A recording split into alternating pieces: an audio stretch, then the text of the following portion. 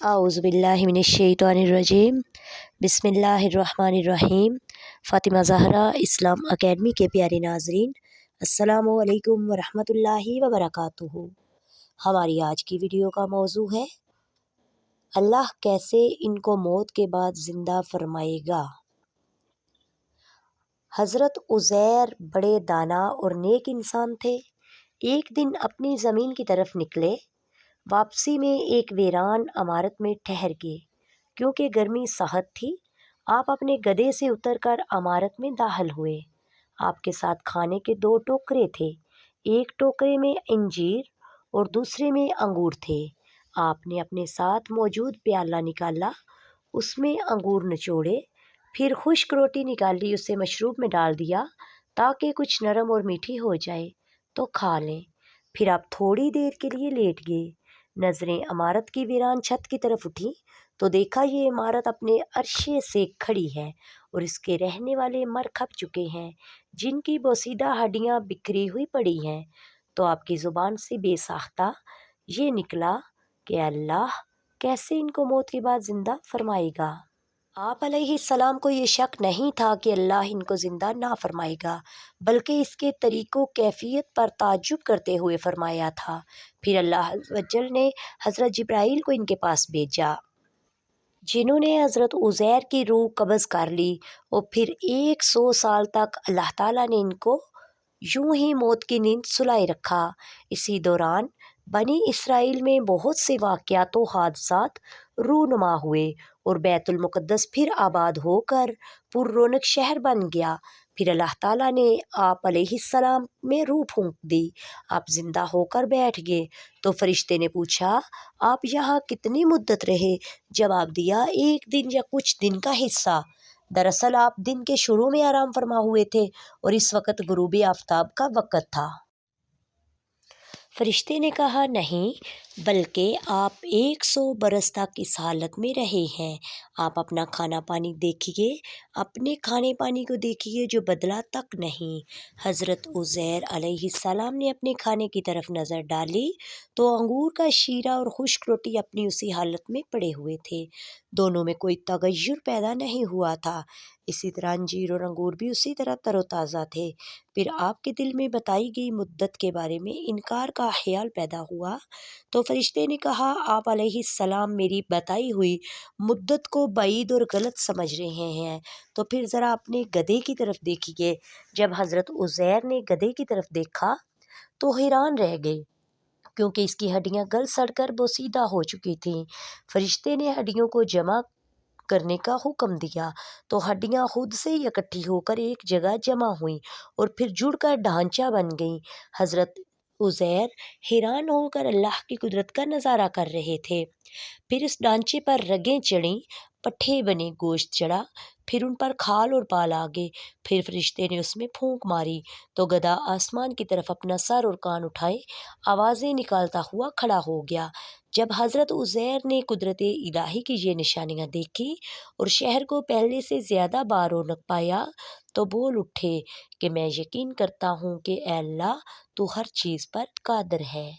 फिर हज़रत उज़ैर अपने गधे पर सवार होकर अपने मोहल्ले में तशरीफ़ लाए तो लोगों ने आपको नहीं पहचाना। आप अलैहिस्सलाम अपना घर भी भूल चुके थे। ढूंढते ढूंढते अपने घर पहुँचे तो वहाँ एक नाबीना और अपाहिज बुढ़िया को बैठे हुए पाया, जिसकी उम्र तकरीबन 120 साल थी। वो वहाँ के रहायशियों की वालदा थी। जिस वक़्त आप घर से निकले उस वक़्त वो 20 साल की थी। जवान लड़की थी और आपसे खूब अच्छी तरह वाकिफ़ थी। हज़रत उज़ैर ने उस बुढ़िया से पूछा, क्या ये उज़ैर का घर है? तो बुढ़िया ने हैरान होकर कहा, जी हाँ। फिर बुढ़िया की आंखों से आंसू जारी हो गए और बोली, मैंने एक अरसे से किसी के मुंह से उज़ैर का नाम नहीं सुना, तो अब लोग भी उसको भूल चुके हैं। इस पर हज़रत उज़ैर ने फरमाया, मैं ही उज़ैर हूँ।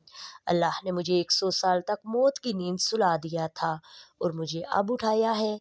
बुढ़िया ने कहा, सुबहान अल्लाह, बेशक उज़ैर को हमसे बिछड़े हुए 100 साल हो चुके हैं और किसी से उसके मुतल्लिक हमने कुछ सुना भी नहीं, लेकिन आप कैसे उज़ैर हो सकते हैं? उज़ैर तो मुस्तजाबुद्दावात थे। वो जिस मरीज़ या मुसीबत ज़दा के लिए दुआ करते वो फ़ौरन ठीक हो जाता। लिहाजा आप दुआ करें, अल्लाह मुझे बसारत लौटा दे تو میں آپ کو دیکھ کر بتاؤں گی کہ کیا آپ عزیر ہیں یا نہیں۔ حضرت عزیر نے دعا کی اور اپنے دست مبارک کو اس کی آنکھوں پر پھیرا تو اس کی بصارت بحال ہو گئی۔ وہ اپاہج بھی تھی، اس لیے آپ نے بڑھیا کا ہاتھ پکڑا اور فرمایا اللہ کے حکم سے کھڑی ہو جا، تو اللہ نے اس کی ٹانگیں بھی درست فرمائی اور وہ چلنے لگی۔ پھر بڑھیا نے آپ کو دیکھا تو پکار اٹھی کہ میں گواہی دیتی ہوں کہ آپ ہی عزیر ہیں۔ پھر بڑھیا ان کو لے کر بنی اسرائیل کے محلے میں ان کے عزیزوں کے گھر پہنچی۔ وہاں حضرت عزیر کا ایک بیٹا موجود تھا جس کی عمر 118 سال تھی، جبکہ اس کے پوتے بھی قبیلے کے بڑے بزرگ اور سردار تھے۔ بڑھیا نے ان سب کو آواز دی اور بولی یہ عزیر ہیں، اللہ نے ان کو 100 سال کے لیے موت کی نیند سلا دیا تھا، اب یہ اللہ کے حکم سے اٹھے ہیں اور تم سے ملنے آئے ہیں۔ لوگوں نے پہلے یقین نہیں کیا، لیکن جب انہوں نے اس بڑھیا کی بینائی اور ہاتھ پاؤں ٹھیک دیکھے تو حیران ہو گئے۔ ان کے بیٹے نے کہا میرے والد کے دونوں شانوں کے درمیان ایک نشان تھا، آپ نے اپنے شانوں کو کھولا تو وہ نشان موجود تھا۔ پھر بنی اسرائیل نے کہا ہمارے اندر کوئی تورات کا حافظ نہیں تھا سوائے حضرت عزیر علیہ السلام کے، اور بہت نصر نے تورات کے سارے نسخے جلا دیے تھے، لہٰذا آپ ہمارے لیے تورات کو لکھ کر دکھائیے۔ حضرت عزیر کے والد نے ان ایام میں تورات کے ایک نسخے کو دفن کر دیا تھا، لیکن جب آپ نے اس جگہ سے گڑھا کھود کر تورات کو نکالا تو اس کے اوراق بوسیدہ ہو چکے تھے اور لکھائی بھی مٹ چکی تھی۔ پھر آپ کو لے کر ایک درخت کے سائے میں تشریف فرما ہوئے، اتنے میں اللہ کے حکم سے آسمان سے 2 شعلے اترے اور آپ کے سینہ مبارک میں داخل ہوئے اور آپ کو پوری تورات خوب یاد ہو گئی۔ آپ نے نئے سرے سے تورات لکھ کر بنی اسرائیل کے حوالے کر دی۔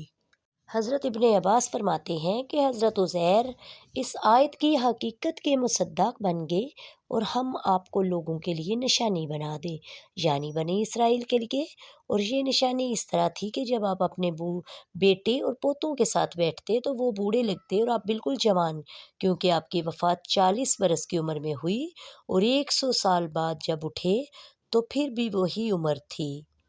چنانچہ مفسرین کے مطابق یہ قول ہے کہ آپ کی قبر اطہر دمشق میں ہے۔ وما علینا الا البلاغ المبین۔ السلام علیکم ورحمۃ اللہ وبرکاتہ۔